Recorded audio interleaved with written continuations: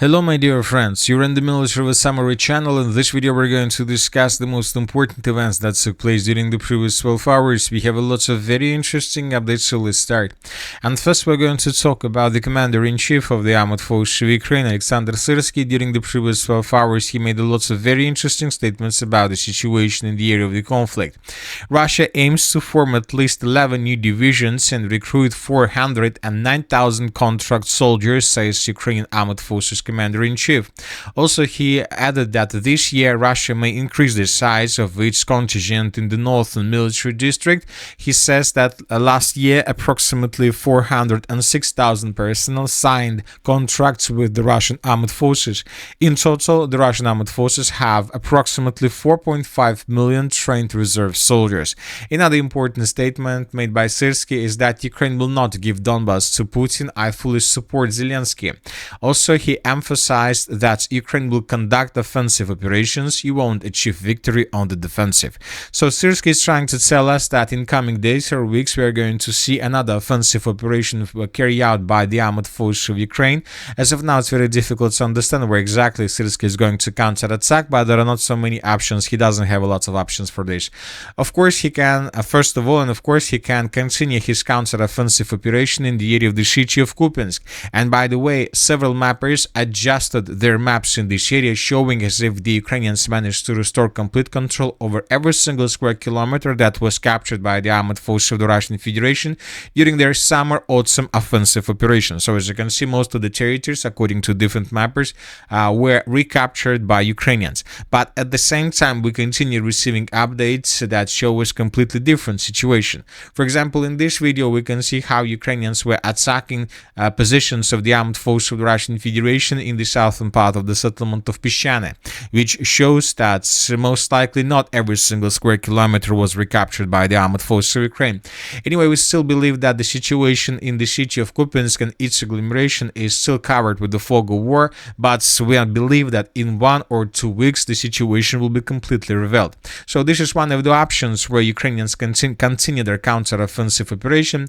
The second area where Ukrainians can carry out an offensive operation is, of course, the Transnistria region. So I would like to remind you that since the beginning of the special military operation, the situation here remains very tense, and sometimes we discuss the situation in this region due to, let's say, additional actions from both Ukrainian and Moldovan sides. So this is a possible area where Ukrainians can begin some special operation or even offensive operation. Now let's move further. According to the Ministry of Defense of Ukraine, during the previous night, the Russians used 145 drones to attack through the territory of Ukraine, and the Ukrainians are saying that they managed to bring down 126 drones. So the Russians continue preparing themselves before the beginning of a very massive attack through the territory of Ukraine using hundreds of drones, maybe even thousands of drones, and dozens of missiles. And for example, today we received a report that the Russians continue improving their launching site in the area of the Syrskyi of Donetsk. New high-resolution satellite imagery of Donetsk International Airport shows continued expansion of Russia's Grand drone launch point there. Three new static launch pads have been installed in the last months, bringing the total number of launchers there to 7 pieces. So according to these updates, this means that the total number of drones that can be stored, not including larger storage facilities, is 174. So the Russians continue improving their drone launching infrastructure around the territory of Ukraine, trying to create the situation when Russia will be able to attack Ukraine with thousands of drones. And for example, this was also confirmed and stated by the President of Ukraine, Zelensky. So now let's discuss the situation in the ground. During the previous 12 hours, we received lots of very interesting updates along the line of combat contact. And first, let's talk about the Odessa region, where the Russians continue intensifying their offensive operation in the region. During the previous 12 hours, we received updates from almost every single front line in this area. The first one and the most important one is the second defense layer of the city of Sumy. We are talking about the territory between the villages of Khotin and Novosych. During the previous 12 hours, we received lots of videos from this area of how Russians were attacking vehicles, equipment, and soldiers of the armored forces of Ukraine that arrived in this area.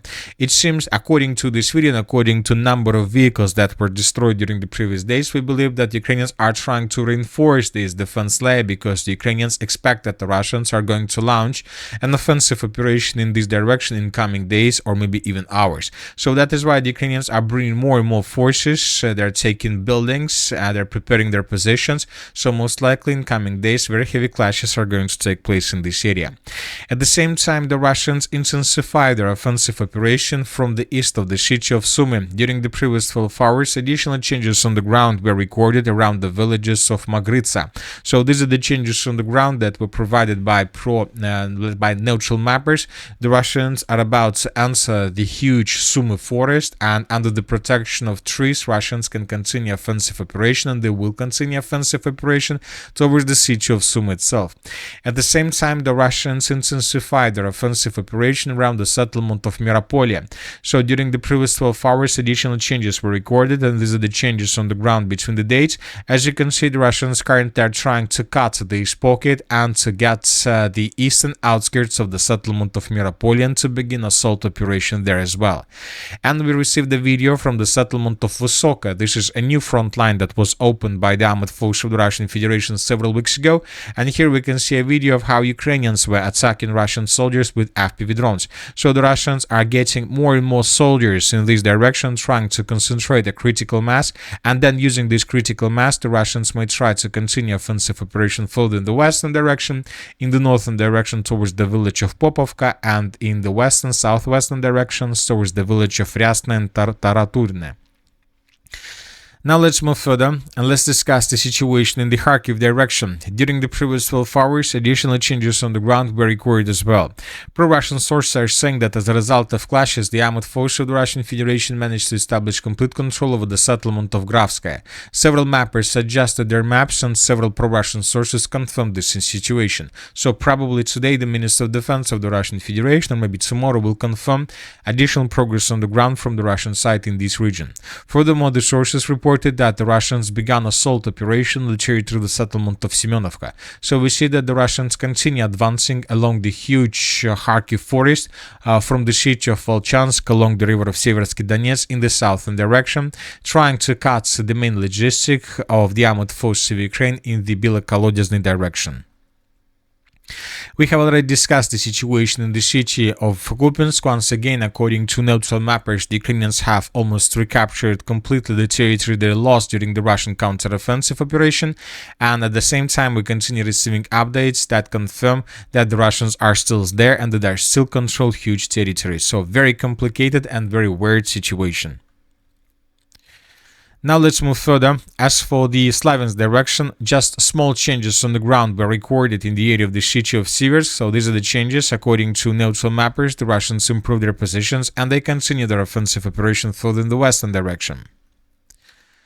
As for the city of Konstantinovka, during the previous 12 hours, we just received lots of videos along the line of combat contact that confirm that the current situation is the exact situation along the line of combat contact. So in this video, we can see how Ukrainians attacked a Russian soldier that was moving in this area. That confirms this Russian control over the territory. And we had another video published from the area of the settlement of Stepanovka, the same story. The Russians were moving through this dense network of the fortifications under very heavy fire of FPV drones of the armed forces of Ukraine.